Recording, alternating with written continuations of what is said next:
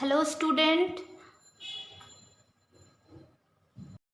Hello, শুনতে পাচ্ছ?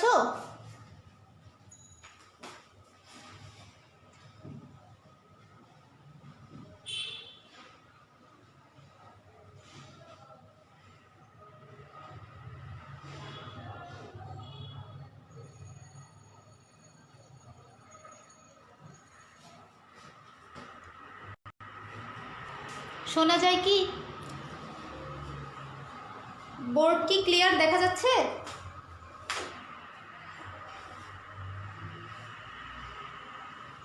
ওকে,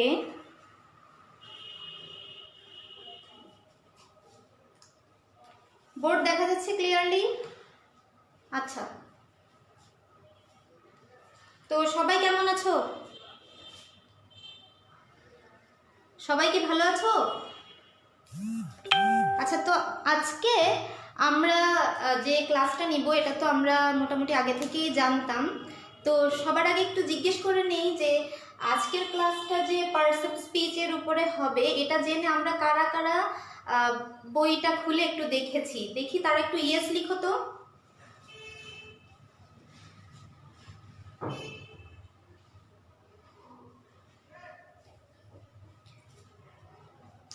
যারা যারা আজকের ক্লাসের জন্য এক্সাইটেড ছিলে, খুব অপেক্ষা করেছো যারা, তারা একটু আমাকে জানাও যে কারা কারা একটু বইটা খুলে দেখেছো।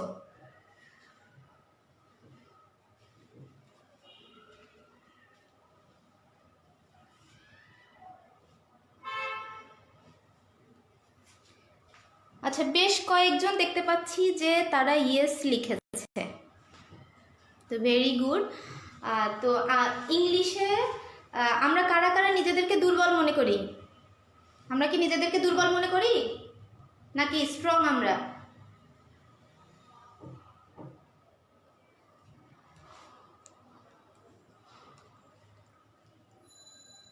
আচ্ছা, আমরা মনে হয় একটু শুরু করতে পারি নাকি?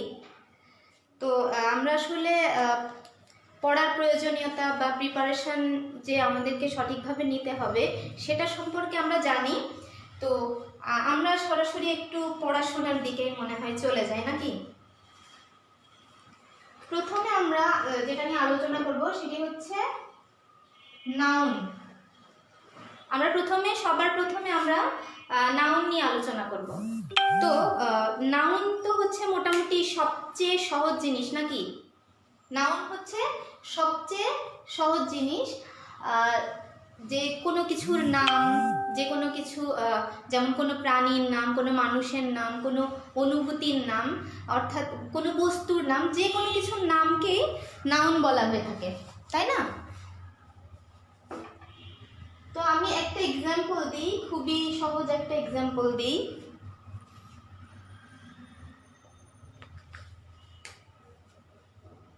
যারা is a student of National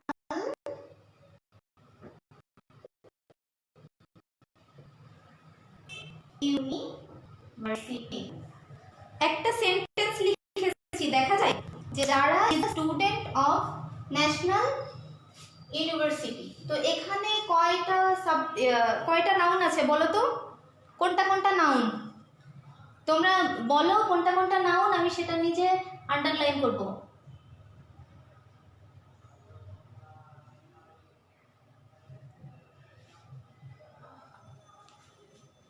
কোনটা কোনটা নাউন এখানে? একটাও কি নাউন আছে?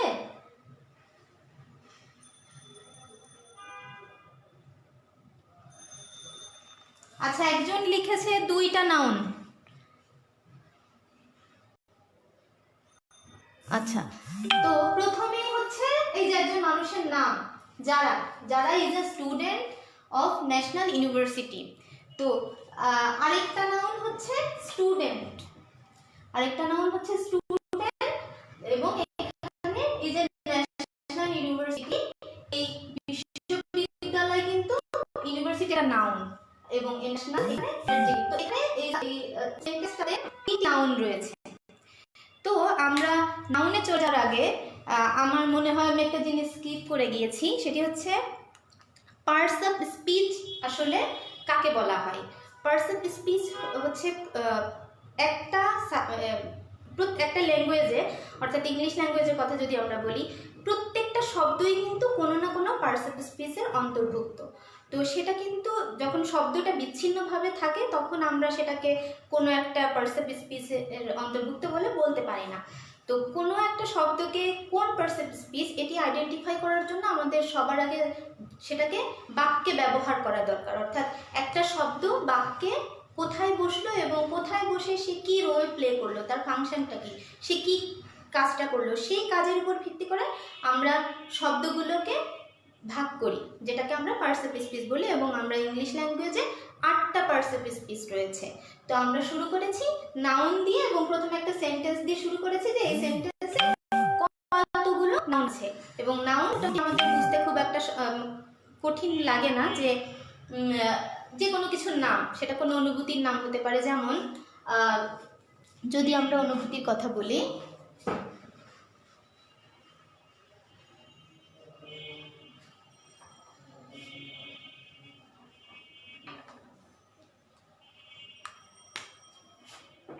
এই যে ইউ আর মাই লাভ। আচ্ছা, এখানে এখানে নাউন কোনটা বলো তো? এখানে নাউন কোনটা?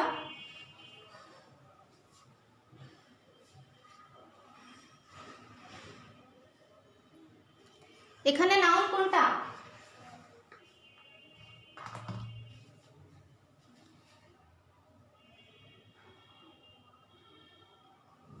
কেউ বলছে না যে এখানে কোনটা নাউন?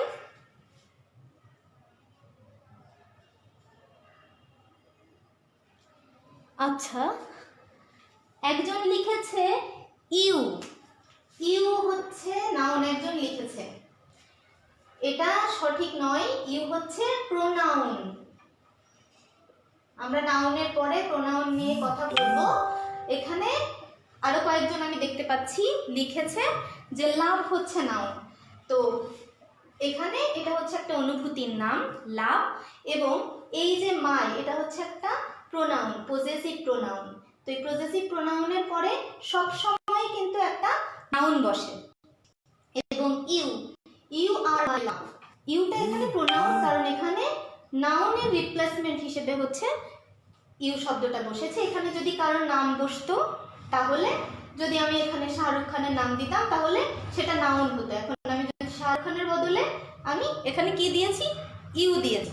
তো ইউ আর মাই লাভ, এখানে লাভ হচ্ছে নাউন এবং ইউ হচ্ছে প্রোনাউন। তো আমরা প্রোনাউনে যাওয়ার আগেই কিন্তু এখান থেকে জেনে নিলাম যে প্রোনাউনটা কোনটা। তো আমরা যদি এখন বলি যে প্রোনাউন কি, প্রোনাউন হচ্ছে নাউনের রিপ্লেসমেন্ট হিসেবে যেটি ব্যবহৃত হয় সেটি হচ্ছে প্রোনাউন। অর্থাৎ আমি কিছুক্ষণ আগে যেমন যারা নাম দিয়ে লিখলাম যে যারা is a student of national university. এখন আমি তো প্রত্যেকটা সেন্টেন্সে লিখবো না যে যারা অমুক যারা তমুক। তো এখন আমি যদি বলি যে যারা যারা is a student of national university লিখলাম, এরপরে লিখলাম she is a good student, সে একজন সে ভালো ছাত্রী। তো এই যে শি, আমি তার যে নামের পরিবর্তে আমি যে শি শব্দটা ব্যবহার করলাম সেটা হচ্ছে প্রোনাউন। তো এটা হচ্ছে সাবজেক্ট হিসেবে ব্যবহৃত হয়েছে, সাবজেক্ট প্রোনাউন। আবার অনেক সময় অবজেক্ট হিসেবেও ব্যবহৃত হয়, সেটা আবার পজেসিভ হিসেবেও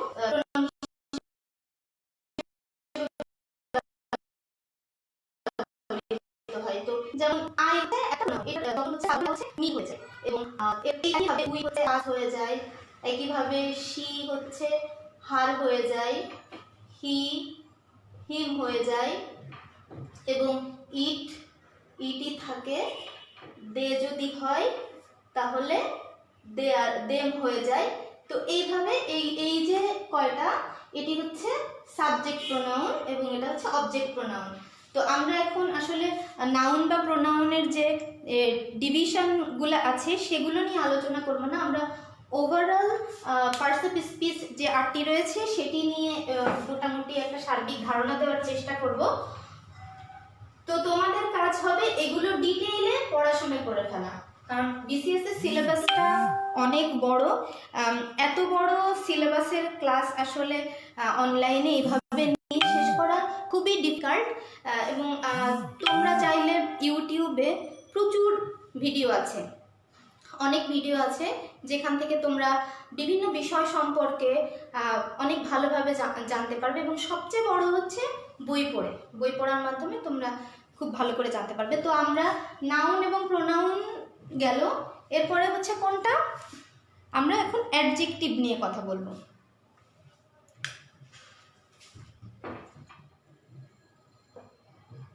অ্যাডজেক্টিভ,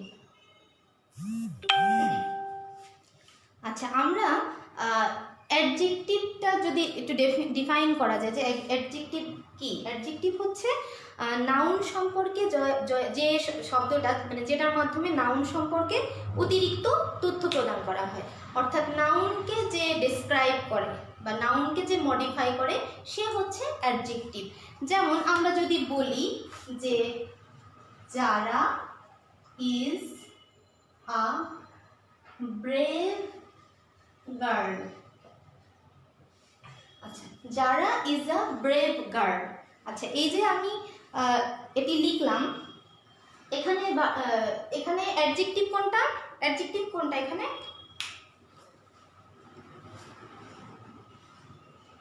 এখানে অ্যাডজেক্টিভ শব্দটি কোনটা,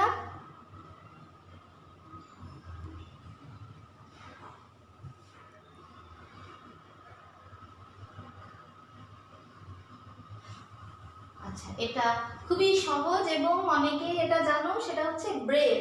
যে যারা ইজ আ ব্রেভ গার্ল, অর্থাৎ এই যে গার্ল অর্থাৎ নাউন হচ্ছে গার্ল, এই গার্লটা কেমন, গার্ল সম্পর্কে অতিরিক্ত একটা তথ্য প্রদান করেছে আমাদের এই ব্রেভ শব্দটা।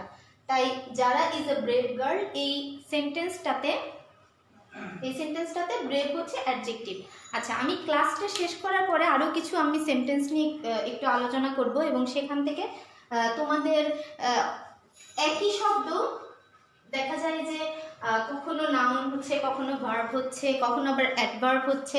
তো এইটা ক্লিয়ার করার জন্য আমি আগে সার্বিকভাবে মোটামুটি সবগুলো একটু আলোচনা করে তারপর কয়েকটা সেন্টেন্সের মাধ্যমে সেগুলো একটু আলোচনা করার চেষ্টা করব। তো অ্যাডজেক্টিভও গেল, এরপরে আমি সবই মোটামুটি সংক্ষেপে আলোচনা করছি।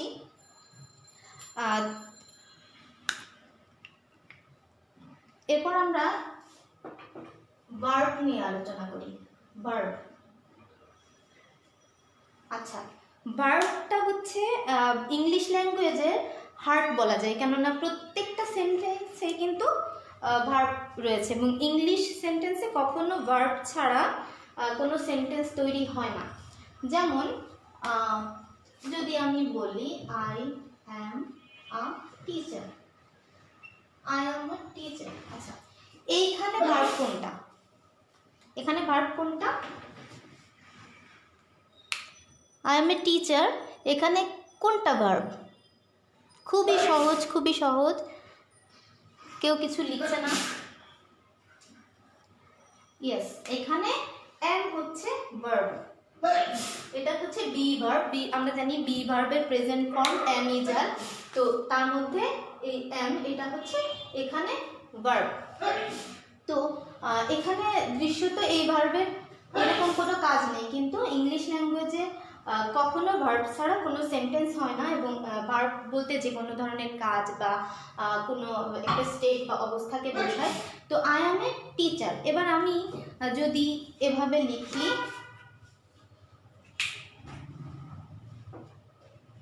যারা রিডস দ্য বুক, আচ্ছা যারা রিডস দ্য বুক, এখানে ভার্ব কোনটা, যারা রিডস দ্য বুক, এখানে ভার্ব হচ্ছে খুব সহজ, এখানে রিড হচ্ছে ভার্ব, রিড এখানে ভার্ব।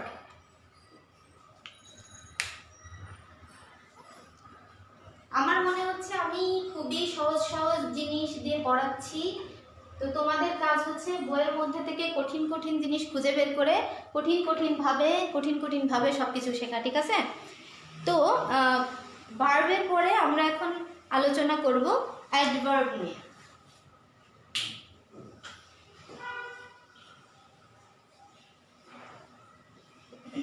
অ্যাডভার্ব নাউন যেমন করে ডেসক্রাইব করে, অ্যাডজেক্টিভ যেভাবে ডেসক্রাইব করে নাউন সম্পর্কে, অর্থাৎ নাউন সম্পর্কে তথ্য প্রদান করে, তেমনি করে অ্যাডভার্বের কাজ হচ্ছে, অ্যাডভার্ব যেটা করে সেটা হচ্ছে অ্যাডভার্ব ডেসক্রাইব করে বা অ্যাডভার্ব মডিফাই করে হচ্ছে একটা ভার্বকে, একটা অ্যাডজেক্টিভকে, এবং ইটসেলফ অ্যাডভার্বকে মডিফাই করে। তো আমি এখানে, এবং ভার্বকে যদি প্রশ্ন করা হয় কেন, কিভাবে, এইভাবে যদি প্রশ্ন করা হয় যে হোয়াই, হাউ, ওয়েন, এই তিনটি দিয়ে প্রশ্ন করলে যে উত্তরটা পাওয়া যায় সেই উত্তরটা হচ্ছে অ্যাডভার্ব আমাদেরকে প্রদান করে। তো আমি একটা সেন্টেন্স লিখি, যারা ran very fast yesterday.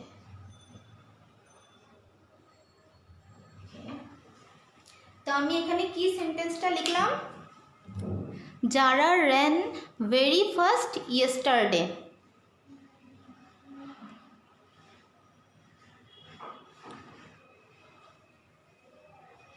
তো যারা ran very fast yesterday, এখন এই সেন্টেন্সটাতে তোমরা বলো যে কয়টি অ্যাডভার্ব রয়েছে। আমি কয়েক সেকেন্ড সময় দিচ্ছি, কয়টি অ্যাডভার্ব রয়েছে এখানে?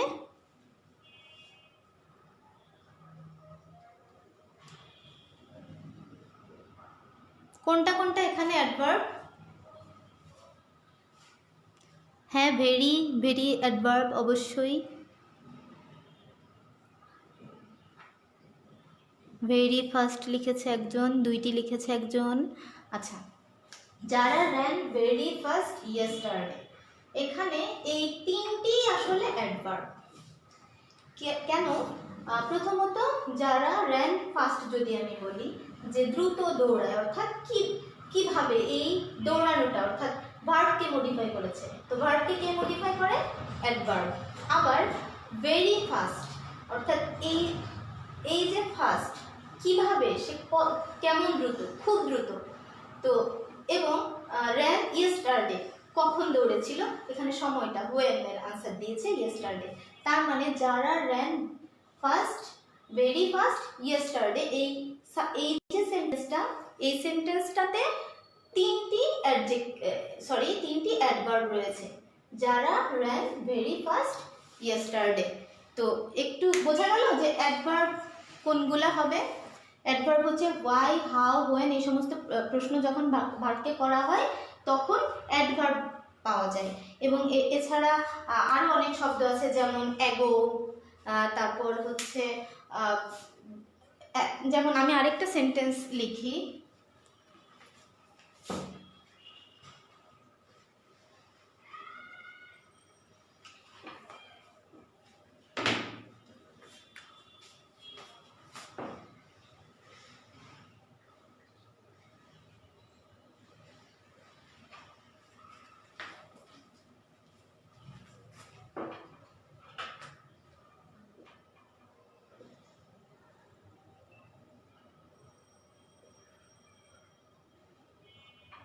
আচ্ছা, এই যে সেন্টেন্সটা এখানে লিখলাম যে লিভ মি অ্যালোন। তো এখানে অ্যালোনটা কোন পারসন স্পিচ? অ্যালোনটা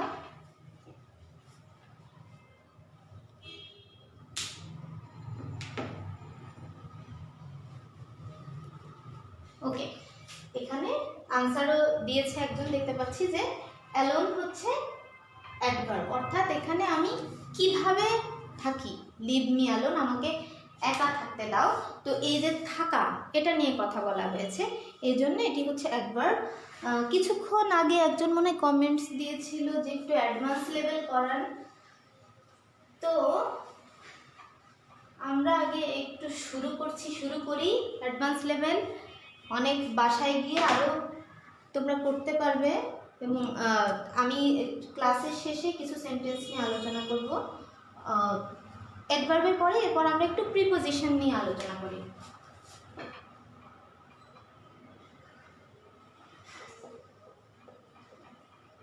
প্রিপোজিশন, আচ্ছা, প্রিপোজিশনটা হচ্ছে অনেক সময় কনজাংশনের সাথে মাঝে মধ্যে প্রিপোজিশনের একটা কনফিউশন হয়ে যায়, মিসআন্ডারস্ট্যান্ডিং হয়ে যায়, অনেক সময় বুঝতে একটু কষ্ট হয়। তো আমি প্রিপোজিশনটা একটু ক্লিয়ারলি বোঝানোর চেষ্টা করছি যাতে সবার জন্য একটু সহজ হয়।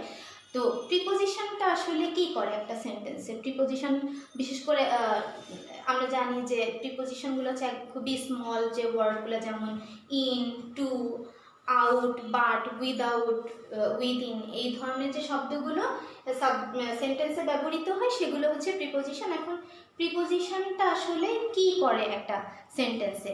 তো প্রিপোজিশন যেটা করে যে এটা শোজ করে কি আমাদেরকে ডিরেকশন, লোকেশন এবং টাইম, এই জিনিসগুলো নির্দেশ করে।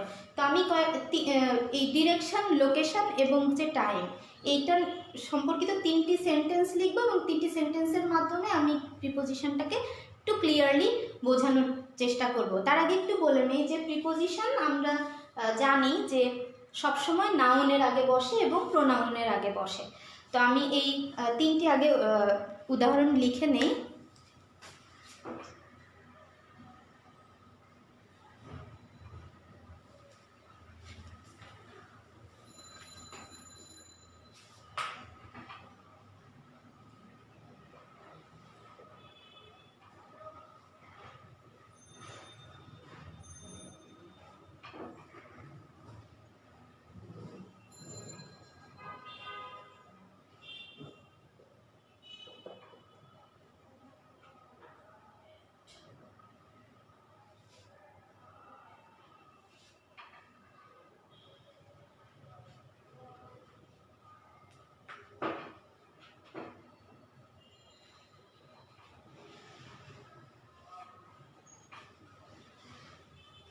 আচ্ছা, আমি বলেছি যে প্রিপোজিশন কি দেখায়? Preposition shows direction, location and time, এই 3টা জিনিস। তো she wrote a letter to me, এখানে এটা হচ্ছে ডিরেকশন বুঝিয়েছে, যে সে আমাকে একটি চিঠি লিখেছিল, she wrote a letter to me. তো এই সাবজেক্ট সেন্টেন্সে এটা হচ্ছে প্রিপোজিশন। এবং আরেকটি হচ্ছে she was knocking at the door, তো এখানে বুঝিয়েছে হচ্ছে লোকেশন, অর্থাৎ অ্যাট দ্য ডোর। এবং আই উইল কাম বাই নুন, এখানে বুঝিয়েছে টাইম। তো এই যে প্রিপোজিশন তাহলে কি দেখাচ্ছে আমাদেরকে?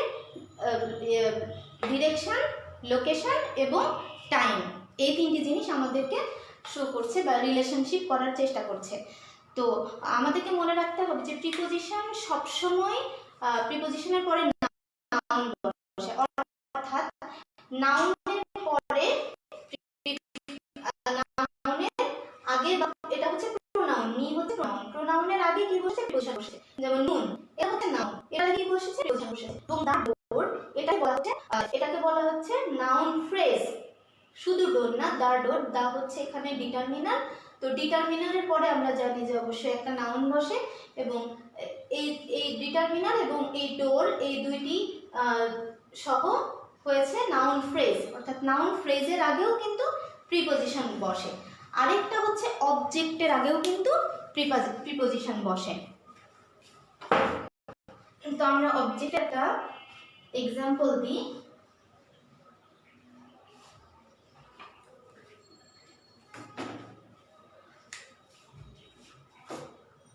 He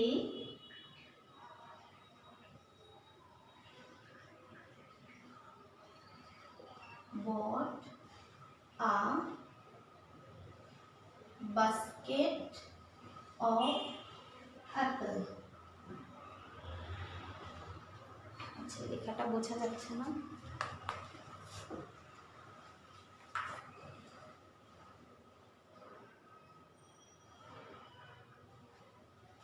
এখানে আমি লিখলাম যে হি বট আ বাস্কেট অফ অ্যাপল। তো এই যে অ্যাপেলটা, এটা হচ্ছে অবজেক্ট। তো অবজেক্টের আগেও কিন্তু প্রিপোজিশন বসে। তাহলে আমরা কি জানলাম যে প্রিপোজিশন নাউনের আগে বসে, প্রোনাউনের আগে বসে, নাউন ফ্রেজের আগে বসে এবং অবজেক্টের আগে বসে। মোটামুটি কি বোঝা গেল কিছু? আরো যদি আমরা এক্সাম্পল দিতে চাই,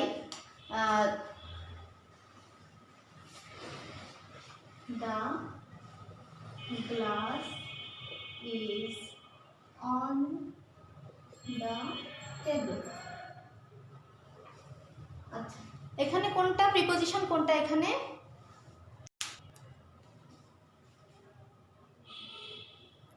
এখানে প্রিপোজিশন কোনটি? একটাই তো প্রিপোজিশন আছে।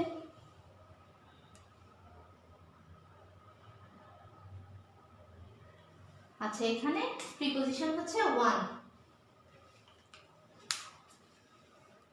তো আমরা এখন কনজাংশনে চলে যাব।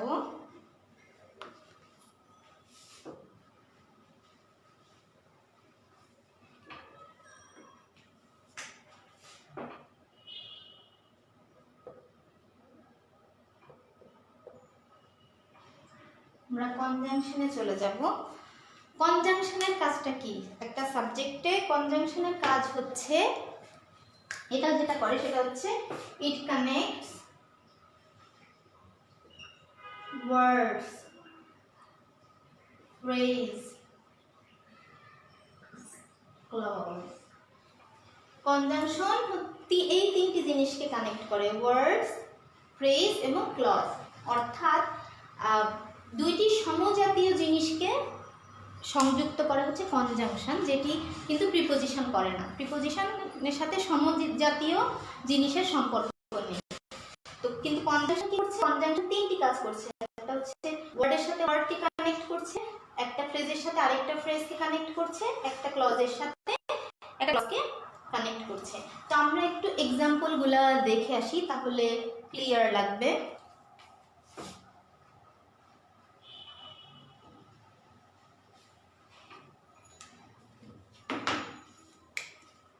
যেমন যারা দিয়ে লিখছি, আজকে যারাই লিখি। যারা and Nora are good girl. আচ্ছা, এখন দেখি যে যারা এবং নোরা, যারা এবং Nora are good girl.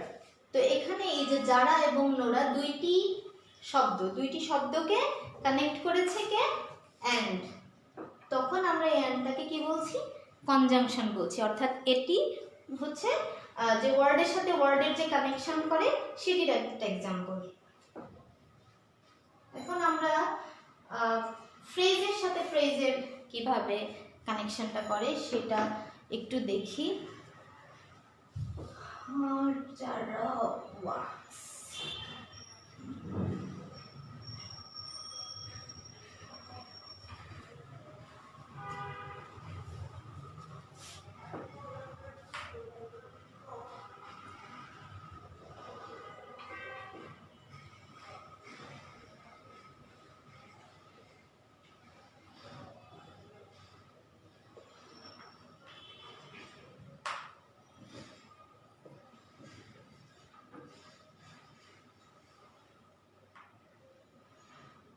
in the evening।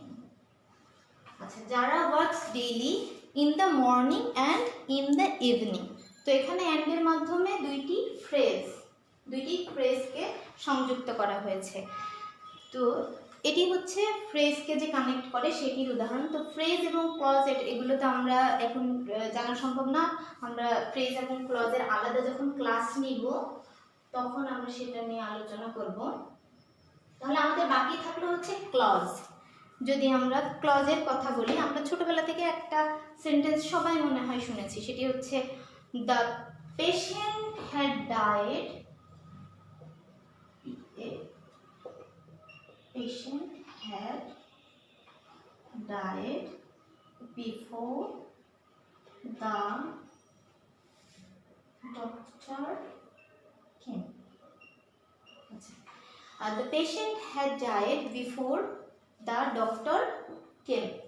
তো এই যে বিফোর শব্দটা, এই বিফোর শব্দটা কি করেছে, এই যে দ্য ডক্টর কেম এবং দ্য পেশেন্ট হ্যাড ডায়েড, এই দুইটি যে ক্লজ, সেই দুইটি ক্লজকে এই বিফোরের মাধ্যমে সংযুক্ত করা হয়েছে। তো এইটি হচ্ছে কনজাংশনের আরেকটি উদাহরণ গেল। তো আশা করি এই কনজাংশন কি বোঝা গেল?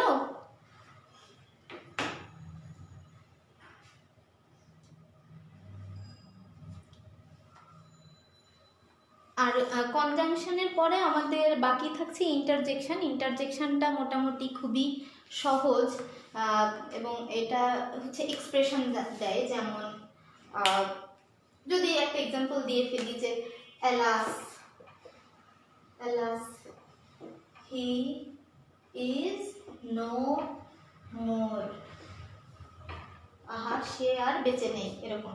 অর্থাৎ ইন্টারজেকশন হচ্ছে যে কোনো ধরনের এক্সপ্রেশন, যেমন ওয়াও, হুররে,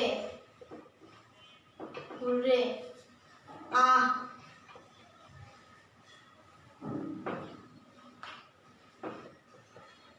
হ্যালো।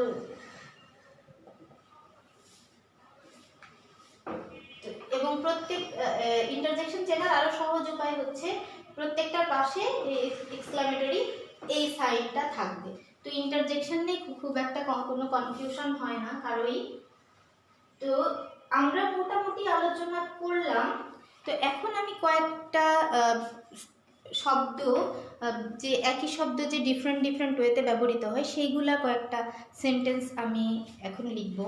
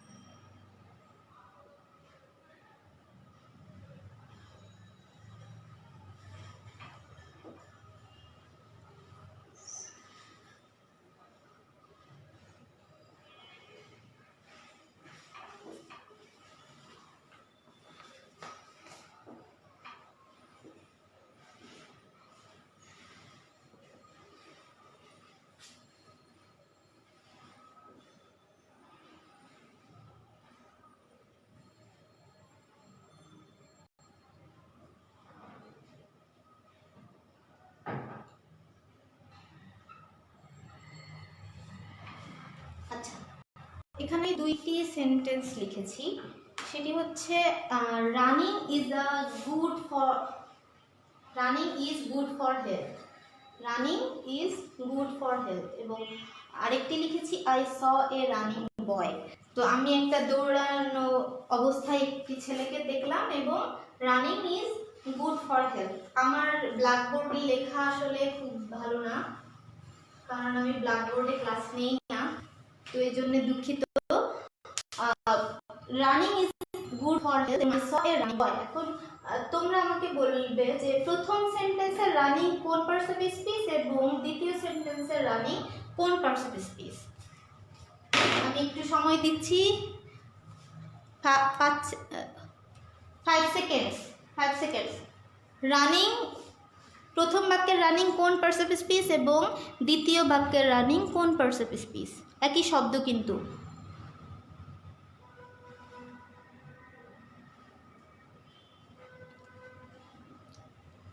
প্রথম বাক্যের রানিং কোন পার্টস অফ স্পিচ এবং দ্বিতীয় বাক্যের রানিং কোন পার্ট অফ স্পিচ।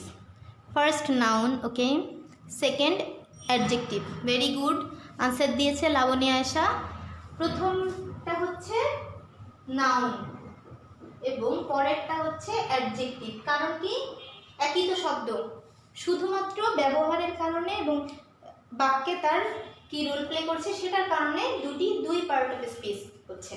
তো রানিং হচ্ছে নাউন, এবং রানিং বয়, এই যে বয় এইটার সম্পর্কে কিন্তু এই রানিং বলেছে, তো যে কারণে এটা হচ্ছে অ্যাডজেক্টিভ।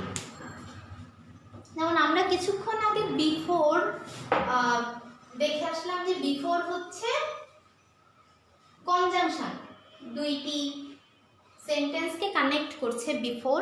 তো এখন আমি বিফোর নিয়ে আরেকটু লিখি।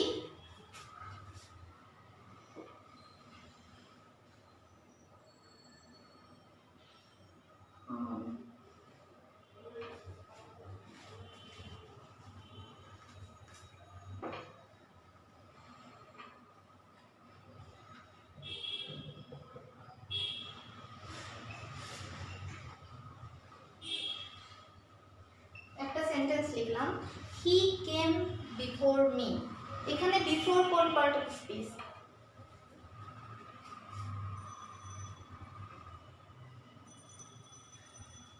বিফোর কোন পার্ট অফ স্পিচ এখানে? হি কেম বিফোর মি। এখানে বিফোর কি কোনো ক্লজের সাথে কাউকে কানেক্ট করেছে, কোনো ওয়ার্ডের সাথে ওয়ার্ডকে, নাকি কি করেছে? এখানে কাজটা কি করেছে?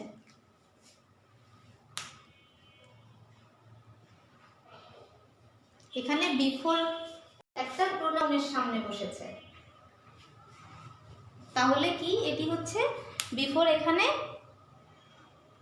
একজন লিখেছে কনজাংশন, না বিফোর কনজাংশন না, এখানে বিফোর এখানে প্রিপোজিশন, বিফোর এখানে প্রিপোজিশন। তো এটা হচ্ছে আমাদেরকে ব্যবহার বুঝতে হবে। এখানে কি বিফোর কোনো কনজাংশন? কেন কনজাংশন? তো আমি বললাম যে কনজাংশন তিনটা ক্ষেত্রে হবে। একটা হচ্ছে ওয়ার্ডের সাথে ওয়ার্ডকে কানেক্ট করবে, সেটা করে নাই। আরেকটা হচ্ছে ক্লজের সাথে ক্লজকে, সেটিও করেনি। আরেকটি হচ্ছে ফ্রেজের সাথে ফ্রেজকে কানেক্ট করবে, সেটিও করেনি। এবং একটা প্রোনাউনের সামনে গিয়ে বসেছে, তাহলে বিফোর কি হবে? অবশ্যই বিফোর প্রিপোজিশন হবে।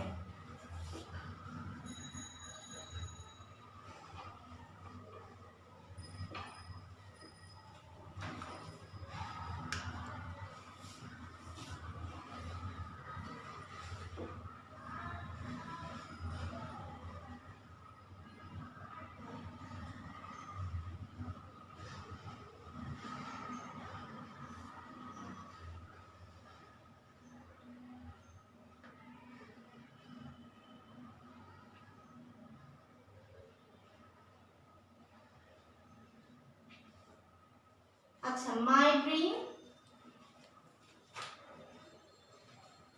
আচ্ছা, এই সেন্টেন্সটা ভালো শোনাচ্ছে না, আমি আরেকটা সেন্টেন্স লিখি। I dream to be a BCS cadre. তো এখানে আমি লিখেছি যে I dream to be a BCS cadre. এইখানে আমার জানতে চাও যে ড্রিম এখানে কোন part of speech?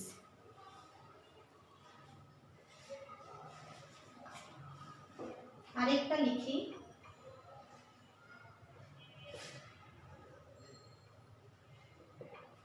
climbing is my dream.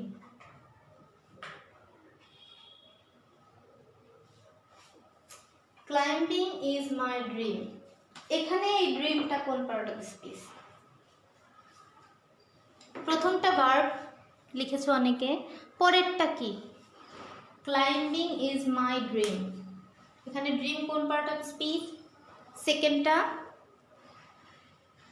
প্রথমটা ভার্ব, অনেকে ভার্ব লিখছো, পরেরটা 2 নম্বরটা, 2 নম্বর ড্রিমটা কি?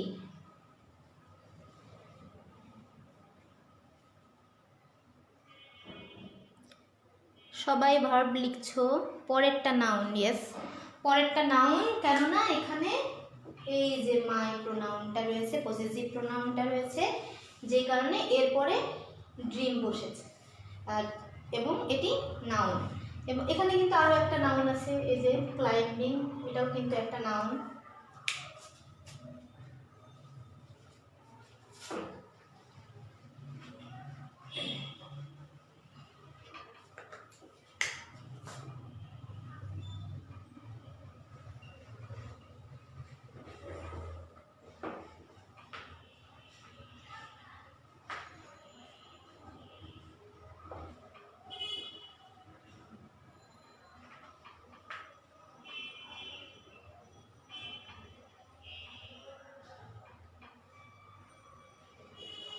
আচ্ছা, এখানে এই দুইটি সেন্টেন্সে দুইটি লেট রয়েছে।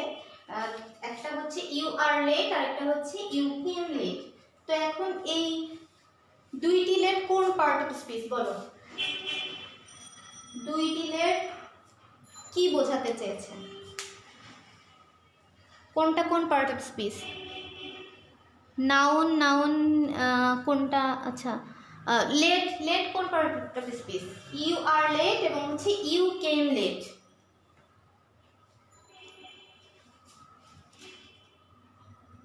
Speak up. Dream, okay dream ঠিক আছে, ড্রিম শেষ। এখন আমরা লেটে চলে আসছি। ইউ আর লেট এবং হচ্ছে ইউ কেম লেট, এই দুটি কোনটা কোন পার্ট অফ স্পিচ? দেখি একটু শুনি, সবাই বলো। ফার্স্ট ভার্ব কোনটা ভার্ব? একটু লেট, প্রথম সেন্টেন্সের late verb you are late. আচ্ছা, ফার্স্ট ভার্ব। আচ্ছা, কনফিউজড। আচ্ছা, আমরা একটু বোঝার চেষ্টা করি মনে হয়। একজন লিখেছে ভার্ব এবং অ্যাডভার্ব। আচ্ছা, কেন ভার্ব, কেন অ্যাডভার্ব? ভার্ব অ্যাডজেক্টিভ, প্রথমটা ভার্ব, পরেরটা অ্যাডজেক্টিভ সেকেন্ড, অ্যাডভার্ব সেকেন্ড। আচ্ছা, যাই হোক, অনেকে অনেক উত্তর দিচ্ছে, ভুল হচ্ছে, দু একটা ঠিক হচ্ছে, কিন্তু এখনো পর্যন্ত দুইটাই সঠিক কেউ বলতে পারেনি। আচ্ছা, ইউ আর লেট, তুমি দেরি করে এসেছো, ইউ আর লেট। এখানে লেট হচ্ছে অ্যাডজেক্টিভ, কারণ কি? এই যে আর, এটা কিন্তু এখানে একটা লিঙ্কিং ভার্ব। তো লিঙ্কিং ভার্বের পরে সবসময় কিন্তু একটা কি হয়? সবসময় একটা অ্যাডজেক্টিভ হয়। তো এটা হচ্ছে সেই অ্যাডজেক্টিভটা, যে ইউ আর লেট। আর ইউ কেম লেট, মানে হচ্ছে তুমি দেরি করে এসেছো, মানে তুমি কখন এসেছো। আমি যদি প্রশ্নটা করি যে তুমি কখন এসেছো, তাহলে এখানে হচ্ছে আমি উত্তর পাচ্ছি যে দেরি করে এসেছে। তো যখন ভার্বকে আমরা কখন, ওয়েন দিয়ে প্রশ্ন করে কি পাই, তখন সেটা কি হয়ে যায়? অ্যাডভার্ব। তাহলে সেকেন্ডটা হচ্ছে অ্যাডভার্ব। সঠিক উত্তর হচ্ছে ফার্স্ট সেন্টেন্সে আমরা যে লেটটা দেখতে পাচ্ছি এটা হচ্ছে অ্যাডজেক্টিভ, এবং পরের সেন্টেন্সে যেটি লেট রয়েছে সেটি হচ্ছে অ্যাডভার্ব। ক্লিয়ার? প্রথমটা অ্যাডভার্ব। আচ্ছা, এবার কি ক্লিয়ার?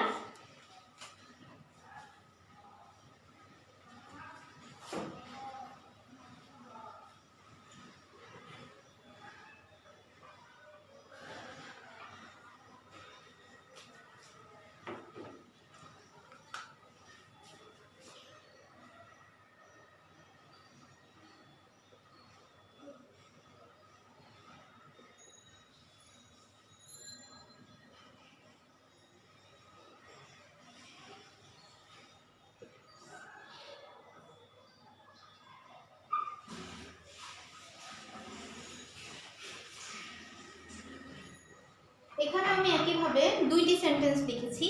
একটি হচ্ছে টার্ন দ্য টেবলস এবং আরেকটা হচ্ছে নাও ইটস ইয়োর টার্ন। তো এখানে এই টার্ন এবং এই টার্ন কোনটা কোন পার্টস অফ স্পিচ?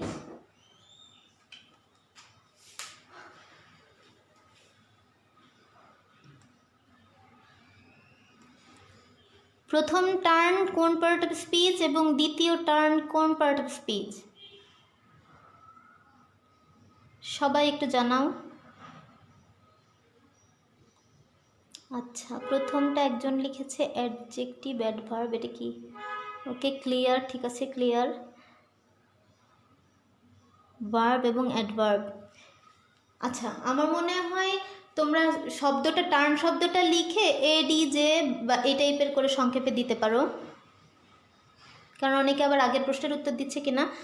আচ্ছা, প্রথমটা টার্ন দ্য টেবলস, এটা একজন মনে হয় লিখেছে নাউন, একজন লিখেছে ভার্ব, নিচেরটা হচ্ছে অ্যাডভার্ব।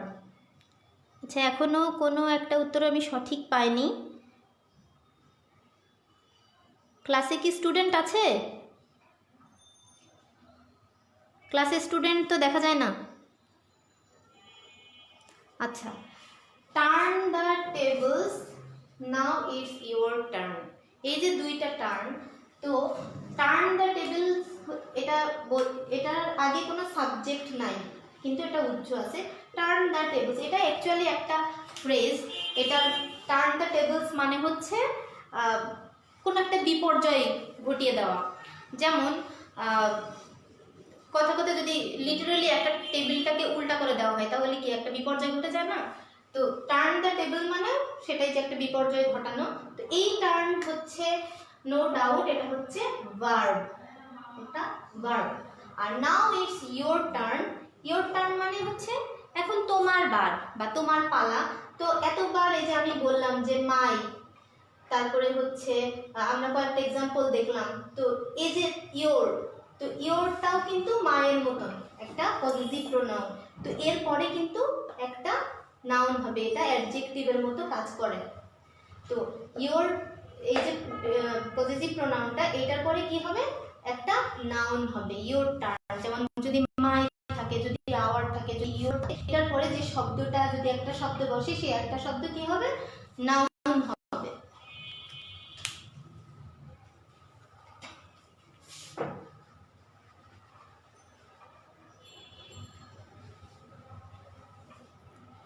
আচ্ছা,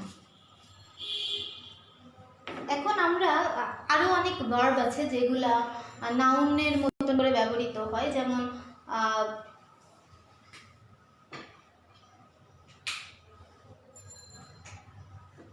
I go to school.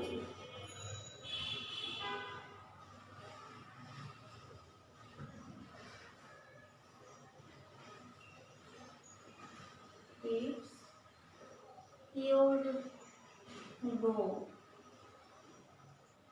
now.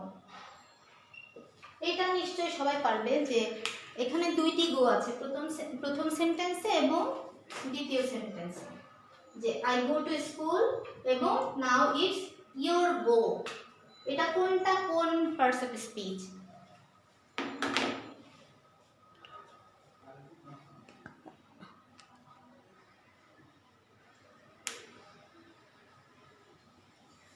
আচ্ছা, একজন লিখেছে প্রোনাউনের পরে নাউন না, প্রোনাউনের পরে নাউন না, ওটা হচ্ছে পজেসিভ প্রোনাউন আমরা বলছি। যেমন সাবজেক্ট প্রোনাউন, যেমন আই, সেটা যখন হচ্ছে পজিটিভ হয়ে যাচ্ছে, অবজেক্ট হলে সেটা মি হচ্ছে, যখন পজিটিভ হচ্ছে তখন সেটা মাই হয়ে যাচ্ছে। যেমন এবং এইটার পরে অবশ্যই একটা কি হবে? পজিটিভ যে প্রোনাউনটা, এটার পরে অবশ্যই একটা নাউন বসবে। কারণ আমি যদি একটু বাংলা করে বোঝার চেষ্টা করি যে আমার, দিস ইজ মাই, এটা বলে কি থেমে গেলে হবে? আমার পরে তো কিছু একটা শব্দ থাকতে হবে, তাই না? এই যেমন this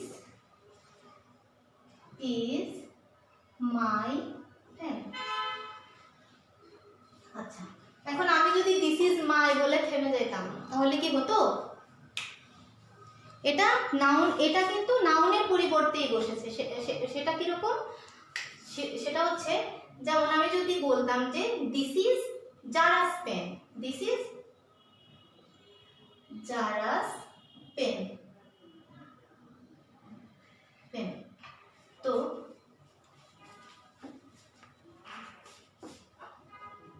this is her pen. তো এই যে আমি যখন লিখছি তখন তো আমি এই জায়গাটাতে তার নামটা উল্লেখ করিনি, তখন এই যে অ্যাপোস্ট্রফি দেওয়া হচ্ছে। তো এরকম যদি থাকে, তারপরেও এটাও কিন্তু পজেসিভ, এটার পরে অবশ্যই কি হবে? নাউন হবে। তো একটু কি বোঝা গেল?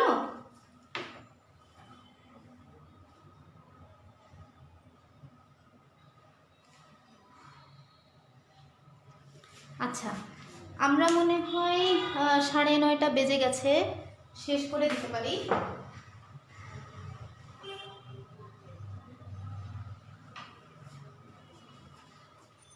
আচ্ছা, মোটামুটি আমরা আজকে ক্লাসটা তাহলে এখানেই শেষ করে দিতে পারি, অনেকক্ষণ সময় হয়ে গেছে।